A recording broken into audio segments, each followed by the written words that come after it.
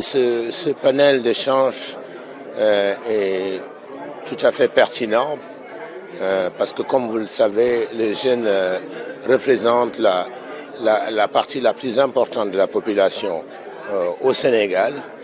Et comme vous le savez, nous avons une jeunesse de plus en plus consciente, une jeunesse qui veut participer à la vie de la cité, une jeunesse qui veut que sa voix compte.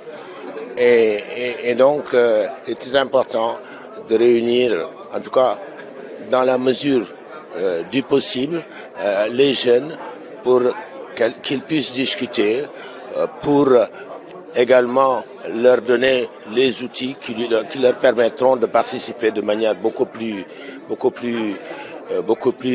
importante, de manière beaucoup plus décisive aux prochaines élections, à l'organisation, mais également à la votation de la prochaine élection présidentielle. Le principal défi, c'est la participation. Comme vous le savez, il y a beaucoup de primo-votants, beaucoup de jeunes qui arrivent à la majorité,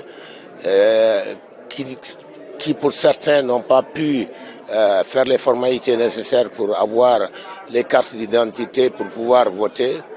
Mais il y en a d'autres, en revanche, qui ont fait les efforts nécessaires pour participer à ces élections.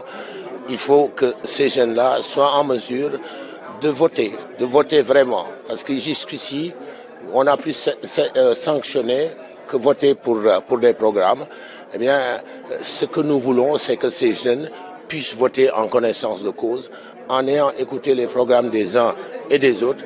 Le défi, c'est cette participation significative de la jeunesse, parce que la jeunesse, les jeunes savent que, eh bien, de cette élection va dépendre un peu leur avenir, parce que c'est une élection qui est cruciale, qui est importante. C'est la première fois, une des premières fois où un président sortant va organiser l'élection présidentielle. Et donc, nous avons là l'opportunité d'avoir une campagne électorale, un débat extrêmement intéressant, si chacun joue son rôle. Et je pense que les jeunes vont être ceux qui vont arbitrer. Je crois qu'il y a un vide juridique dans l'organisation du parrainage. Et ce vide juridique est un peu à l'origine de cette situation. Je crois que si on l'avait prévu dans les dispositions du code électoral que les candidats qui procèdent au parrainage par les populations, que ces candidats doivent pouvoir circuler, doivent pouvoir se réunir, doivent pouvoir organiser véritablement ce parrainage.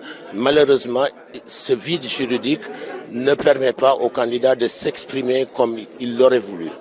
Maintenant, il appartient aux autorités de faire preuve de mansuétude pour avoir une attitude beaucoup plus, je vais dire, positive, j'allais dire beaucoup plus souple à l'égard de ces candidats qui ont besoin d'aller vers les populations pour obtenir leur parrainage. Et forcément, le fait d'aller vers ces populations occasionne des attroupements.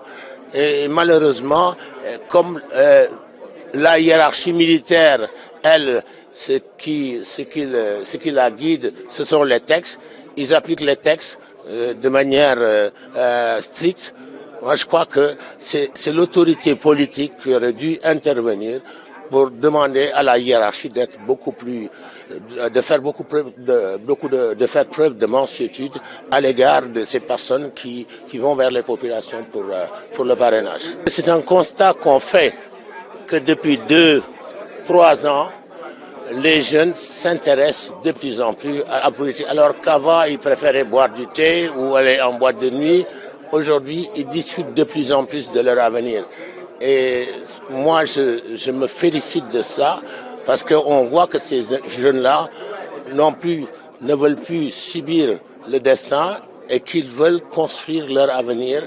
Et je crois que c'est heureux pour le Sénégal. Je crois qu'avec ces jeunes, je pense qu'on est placé sur de bons rails pour le développement de notre pays.